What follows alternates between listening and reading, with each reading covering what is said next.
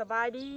สบายดีสวัสดีพ่อแม่พี่น้องกราบทักทายสบายดี FC เบิร์ดสุหูสุขคนเด้อยินดีต้อนรับเขาสู่ส่องน้องตายสาวดาวคือเก่าเด้อพี่น้องมื้อนี้เนาะพี่น้องน้องตายสิพาพ่อไปห้องหมอหรือว่าไปห้องพยาบาลอีกแล้วเด้อพี่น้องเพราะว่าอาการกำเริบเนาะพี่น้องส่วนนี้แบบว่าอีพ่อแล้วเจ็บเด้อเนาะและมีอ้ายใจดีจากฝั่งไทยเนาะพี่น้องเพิ่นได้ส่งเงินมาให้พาพ่อไปหาหมอเนาะพี่น้องกะต้องขอบใจขอบคุณอ้ายหลายๆเด้อที่ว่ามีน้ำใจเนาะตอนนี้น้องใต้กับกำลังถ่ายอีพ่อพี่น้อง กำลังถ่ายอีพ่อจะเป็นเฮ็ดอีหยังถ่ายแต่เฮิงแหละเพื่อสิพาเพิ่นไปตรวจพี่น้องไปตรวจก็ต้องไปขี่รถไปเขาในเมืองเนาะ เพราะว่าแถวบ้านมีแต่แบบซุกซาร่าเนาะพี่น้องซุกซาร่าน้องใต้สิพาเพิ่นไปกวดแบบหมอเนาะหมอแบบเพิ่นเป็นหมอใหญ่ๆนะพี่น้องแล้วก็สิหู้เนาะว่าอาการเป็นจะได้หากอาการนั้นหู้แต่มันบ่ชัดเจนนะพี่น้องเดี๋ยวมื้อนี้ก็สิมาเบิ่งเนาะว่าเพิ่นสิว่าจังไดอีกเนาะพี่น้องก่อนไปรับส้มฝากกดไลค์กดแชร์กดติดตามเพื่อเป็นกำลังใจให้น้องตายเด้อแหละขอบใจขอบคุณที่รับส้มคลิปเนาะพี่น้องแบบว่าเอ็นดูหรือว่าฮักแพงก็ต้องขอบคุณหลายๆเด้อเนาะพี่น้องอีพ่อก็มาเลยเนาะสบายดีเลย สวัสดี ไปไหน มื้อนี้พอสิไปกวด ห้องหมอ อยู่ห้องหมอ แม่นเพราะว่า เพราะว่ามื้อนี้พอสิไปมีลูกชายคนใจบุญฝากเงินมาให้พอพาพอไปรักษาพอไปกวดพอสิไป แต่กี้เนาะพี่น้อง ขอให้ น้องตายสิพาไป ร่ำรวย เพิ่นบ่ยอมไปเนาะเพราะว่าเพิ่นแบบบ่อยากเสียเงินได้อะนะ บ่ยอมไปแล้วก็บ่ยอมไปรักษาตัวเจ็บนั่นแหละ แต่ว่ามื้อนี้มีอ้ายเพิ่นให้ส่งเงินมาให้เนาะให้พาพ่อไปโรงหมอค่ะสิไปเนาะพี่น้อง พอสิไปกวดพอเจ็บนี่แห้ง ไปขึ้น เจ็บนี่ เดี๋ยวน้องตายสิครับรถขึ้นพร้อมแล้วบอกมาชื่อเองตอนนี้แล้วบอก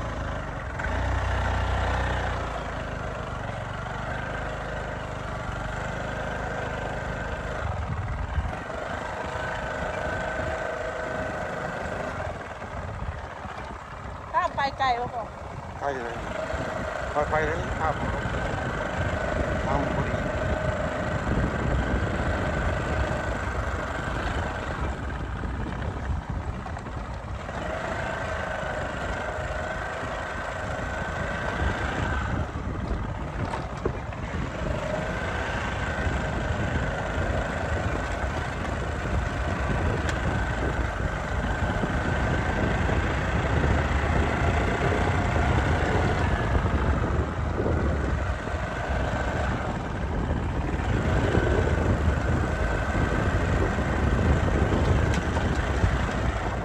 พี่น้องค่ะแม่น้ำเสียเนาะ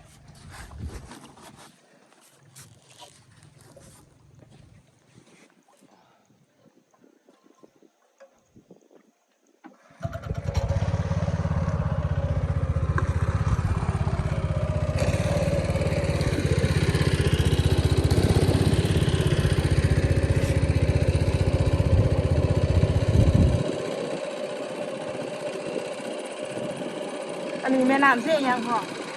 โดน สักเสียโดนเนาะ เชโดนไม่ได้เชโดนพอสิไปกวดเบิ่งหมอพอเจ็บเลิกแห้ง ถ้ารถใหญ่เขาก็สิเข้าบักเลยนะพี่น้องถ้ารถจักรแบบนี้เขาก็สิขี่เรือ ใจมันนี่เอาไปเลยทีเรื่องนี้ครับ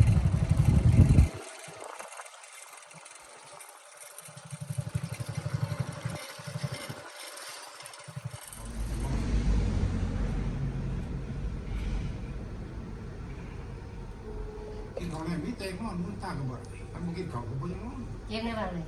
นี่แหละตัวนี้เลยแหละมันบ่ได้เจ็บจนหมดนี่มันแย่ขึ้นคอนั่นแหละนี่ตัวนี้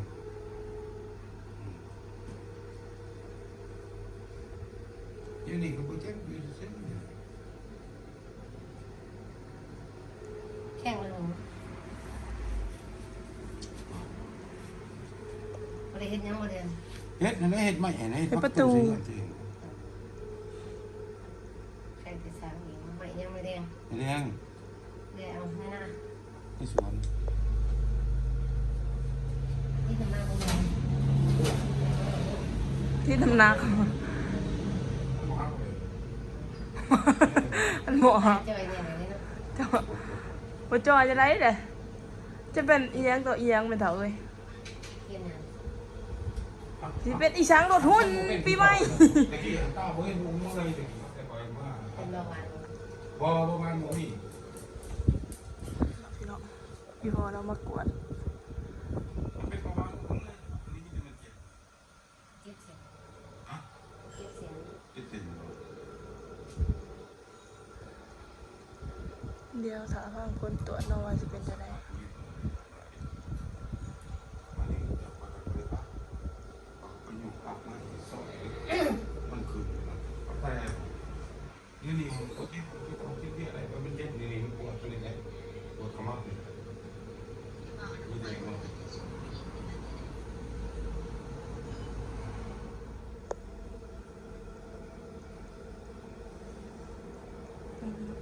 มาหา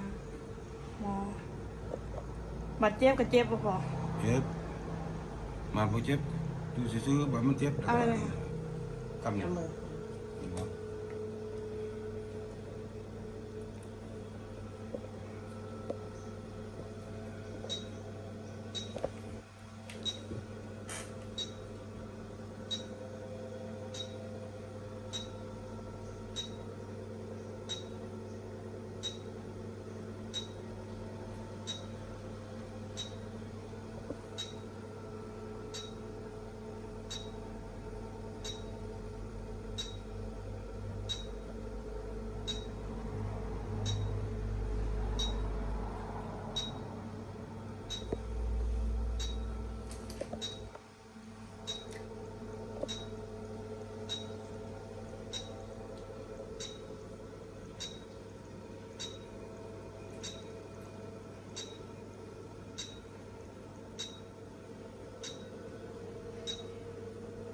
บ่หอนบ่พอ น่ะ ว่าอยู่เวลาเราพิษกันหั่นเวลาเราพิษกันหั่นเราแบบเราเจ็บเหรอ ที่แม่นเลยเจ้าเวลาเฮาบอกที่เจ็บเนาะก็มีเจ็บแหละคำมันเด็กนอนนี่สิคันเอาป้ามันนอนน่ะก็บ่เจ็บ มีแต่ไอ้เอิกไป ไป แล้วน่ะเขาก็เอามีดเอาไปละ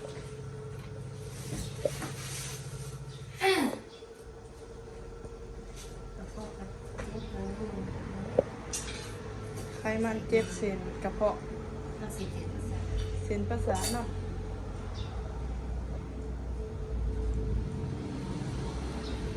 เนี่ย มายังตะลอง น้องพี่น้องหลังจากผ้าพอมาแต่กวดหลังจากผ้าพ่อมาแต่กวดน้องพี่น้องและน้องตายสิเอาเงินไปให้ไปจ่ายน้องพี่น้องค่าทางนี่ดิทางคอนกรีตเนาะอันนี้เป็นหมู่บ้านบ้านทั้งแห่งเนาะพี่น้องเอาไปจ่ายตอนทับอิฐน่ะจ่ายเดี๋ยว1 ด้านเนาะพี่น้องแล้วเพิ่นเก็บอีก700,000 กีบเฮากะค่าเพิ่นไว้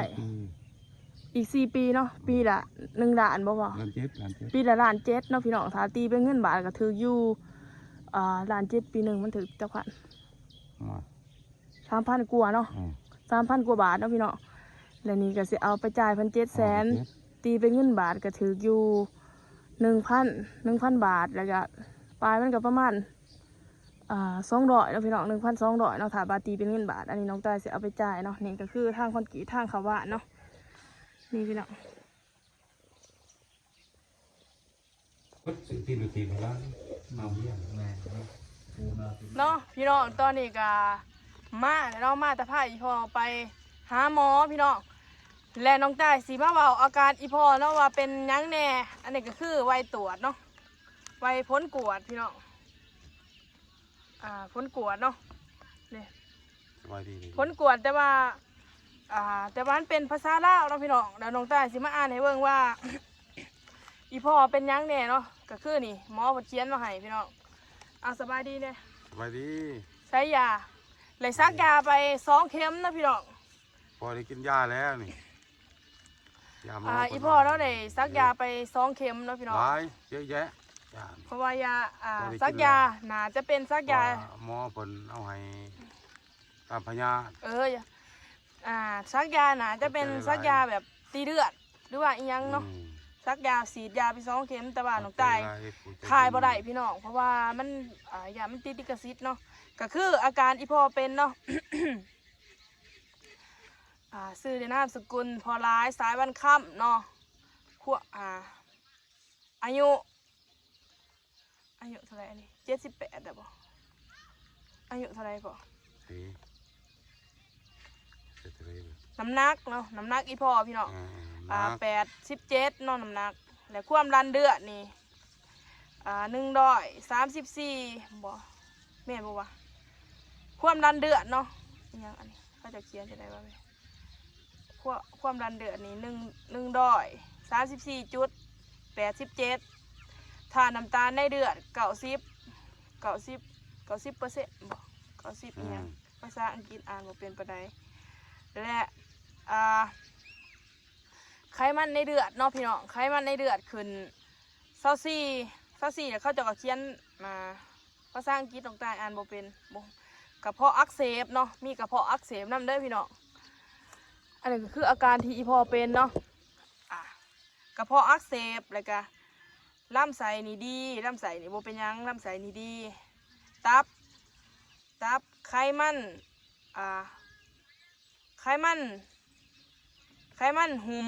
หุ่มตับเนาะเป็นมีไขมันหุ่มตับเนาะพี่น้องไขมันหุ่มตับท้องบีนี่ดี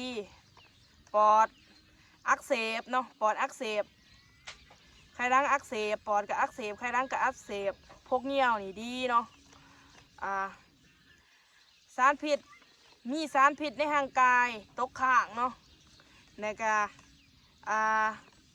ประสาทเนาะพี่น้องประสาทคอเนียงขาดนี่เนาะก็คืออาการของอีพ่อเป็นนี่ได้ร่วมๆมานี่เด็กอะเนาะพี่น้องแบบว่า